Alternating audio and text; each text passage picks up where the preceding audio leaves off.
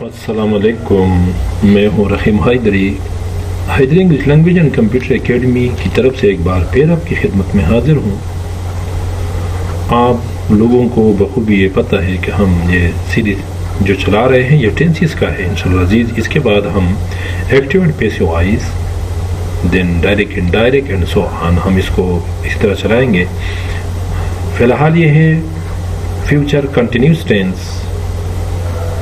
इसके बाद इंशाअल्लाह अजीज़ हम और ग्रामर पॉइंट भी शुरू करेंगे, लेकिन ये है फ्यूचर कंटिन्यूस टेंस के फ्यूचर कंटिन्यूस टेंस की सेंटेंसेस को उर्दू से अंग्रेज़ी में किस तरह ट्रांसलेट कर सकते हैं।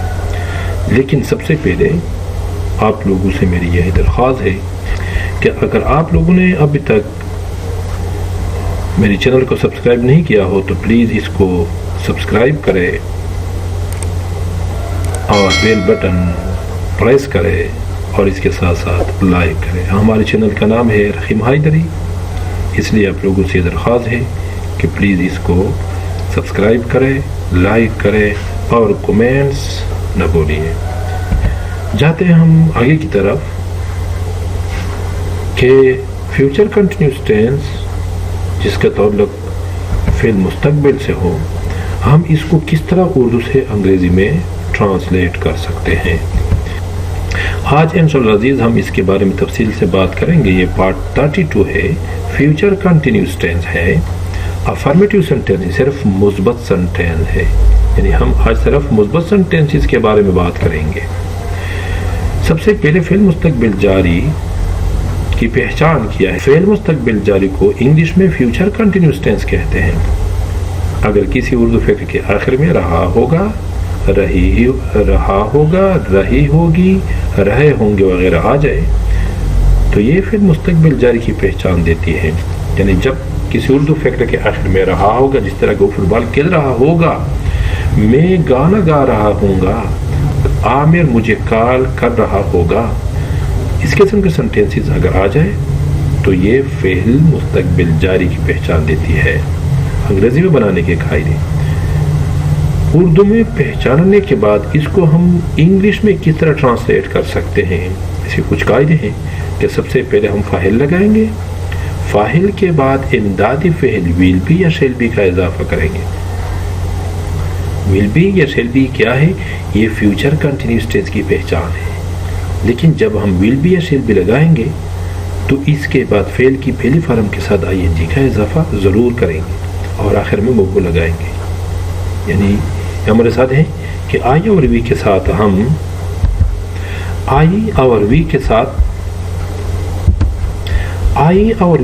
हम shall be, he she it you they plural और सिंगुलर नाउन के साथ हम विल बी का इजाफा करेंगे।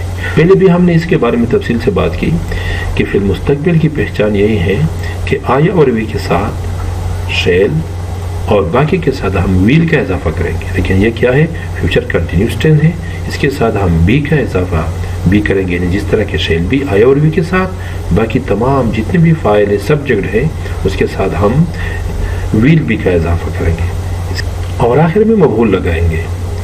आई और वी के साथ हम शेल बी, बाकी के साथ हम विल बी का इजाफा करेंगे।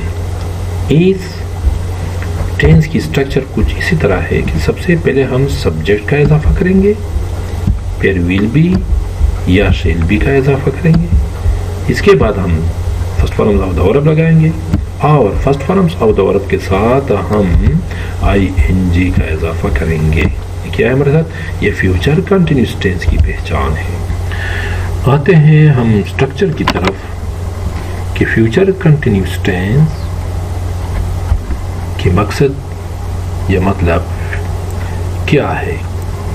अगर हम हवाले से देखा जाए तो ये हमारे साथ प्रेजेंट टाइम है, जिसमें हम खड़े हैं या कुछ करते हैं, ये हमारे साथ प्रेजेंट टाइम है।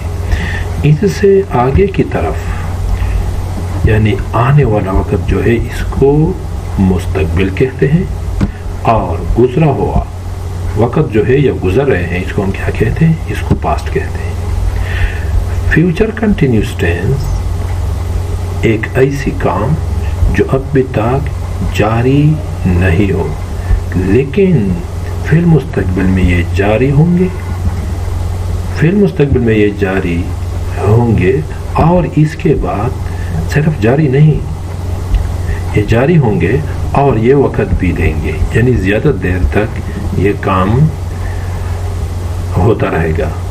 جس طرح کہ عامر فٹ بال کھیل رہا ہوگا، اس کا مقصد یہ ہے کہ عامر نے ابھی تک فٹ بال شروع نہیں کیا ہے، وہ پھر مستقبل میں فٹ بال شروع کرے گا اور یہ فٹ بال بہت زیادہ دیر تک وہ اس کو کھیلے گا۔ یعنی یہ اس کی سٹرکچر ہے، سٹرکچر سے یہ پتہ چلتا ہے کہ اگر کوئی کام ابھی تک جاری نہیں ہوا ہو لیکن فی المستقبل قریب میں یہ جاری ہوں گے اور اس کے بعد یہ وقت بھی لے گا، اس کو کیا کہتے ہیں؟ یہ فیوچر کنٹینیوس ٹینس ہے۔ یعنی یہ فیوچر کنٹینیوس ٹینس کی ہمیں کیا دیتی ہے؟ یہ پہچان دیتی ہے، اس کو ہم فیوچر کنٹینیوس ٹینس کہتے ہیں۔